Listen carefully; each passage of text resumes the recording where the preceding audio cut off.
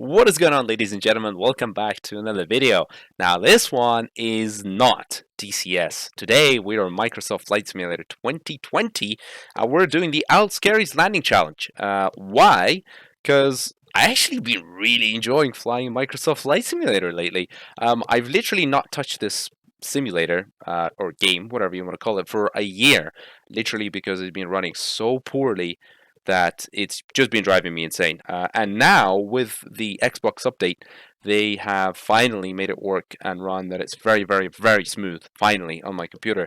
So I've actually been super enjoying it. I mean, for one, just look at the scenery and just look at the lighting.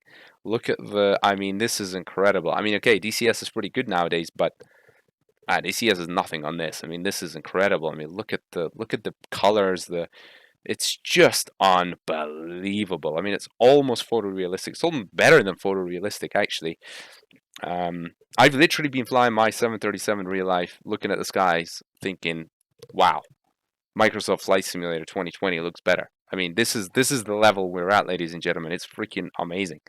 But anyway, this is beside the point. What I want to say is I've really been enjoying the landing challenges in Microsoft Flight Simulator. It's extremely addictive, I must admit. I've tried this landing challenge a couple of times, so this is going to be like my 5th or 6th attempt or something like that, and I thought I'd just record it, you know, because it's very enjoyable. And I want to say something about the flight dynamics of Microsoft Flight Simulator 2020.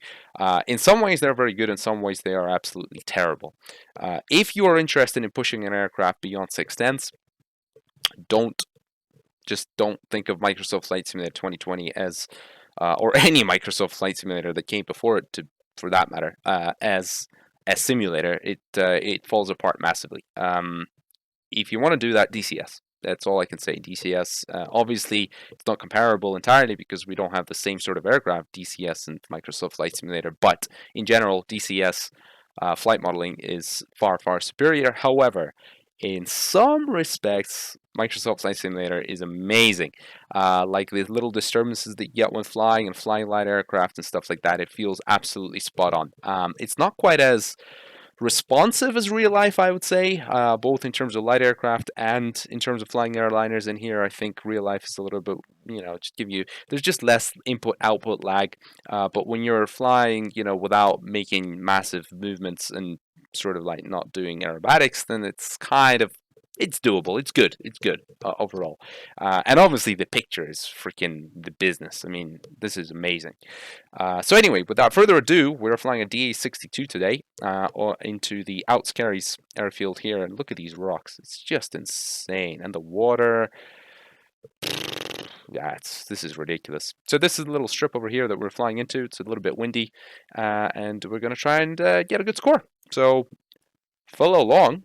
Enjoying the ride. We have 2 good engine starts. You're clear to disconnect the headset. We'll see you on the left with the pin. Thanks a lot.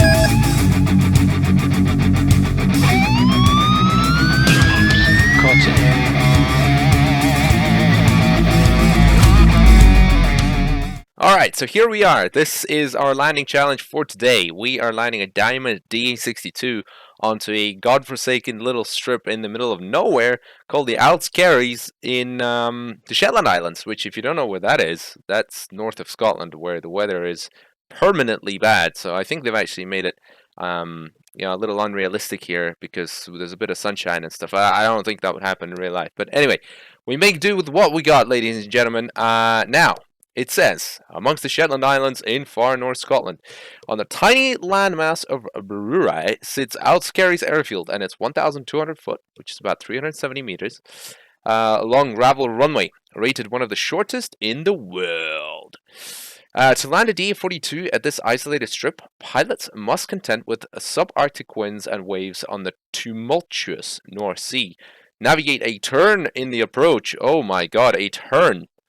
Wow, on the approach. Since when do airplanes do that? And locate a runway nestled in a rocky landscape with no navigational aids or lights. Then comes the challenge of touching down and stopping with precision to avoid plunging off the cliff into the frigid waters below. Yeah, I mean, all I could say is let's do it. And whose ass are we going to kick here? J.R. Blum. 1.758 million points out of 2 million. That's the maximum. I don't know who gets 2 million. You got to literally be a robot to get 2 million. But we're all human. That's fine. All I'm concerned about is kicking this guy's butt right here. Next one is Skydive Man. 1.737 million points, which is a nice number. Got to beat that one as well. Right, so 100 knots for the overhead join, left turn, 90 knots for the downwind, and then a left turn for the so-called dangerous turn on base and final. And we slow down to 80 knots. Yeah, look at the scenery. The rocks are just wow. Just wow. Look at this airplane, by the way. Oh, I forgot to change my reg. Forgot to change the reg. Yeah, I mean, it looks freaking the business. However, I do have one problem with it, and that is the forward visibility out of this thing is horrendous. Look at these pillars. What is that? What is that all about? That is terrible. And then obviously you got the engines restricting your view out there. So I'm trying to keep 100 knots. I'm trying to keep about 800 feet up here as well. So there's the landing zone just there, just underneath the left engine. And turn left and I'm heading about 290 for the downwind in a second. And we've got one stage of flaps, so whoever's modeled this in Microsoft has like no consideration whatsoever for fuel burn, because why would you have flaps for your overhead? I mean, that makes no sense. But anyway, whatever. We forgive him. Maybe he just wanted us to fly a bit slower and enjoy the scenery, which I don't blame him, because it looks freaking the business.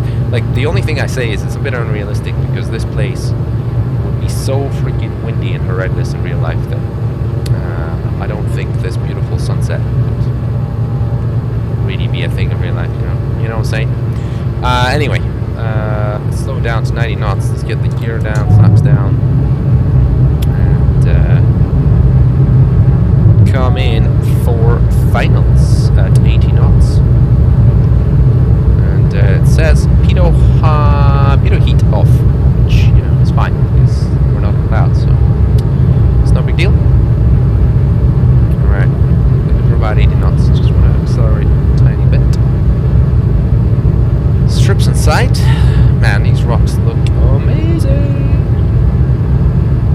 Yeah, you gotta give it to Microsoft, like now especially, because it runs pretty smooth. And without OBS recording, it would run even smoother. I mean, like perfectly smooth. Because right now, I know you probably see like a couple of jitters here and there. But like I say, it's without OBS, it's actually very, very smooth. So, credit is due. I'm not gonna lie, credit is due. Definitely.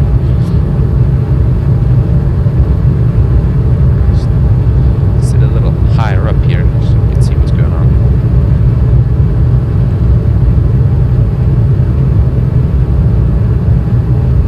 Right, touch fast. Just get it down, back down to 80. Got left, well, crosswind from the left, so just slightly offset to the left in the heading. Obviously, when we touch down, we'll need quite a bit of right rudder. So there's a windsock there, as you can see. About 80 knots there, looking pretty nice and tidy. Getting thrown around by the wind, though.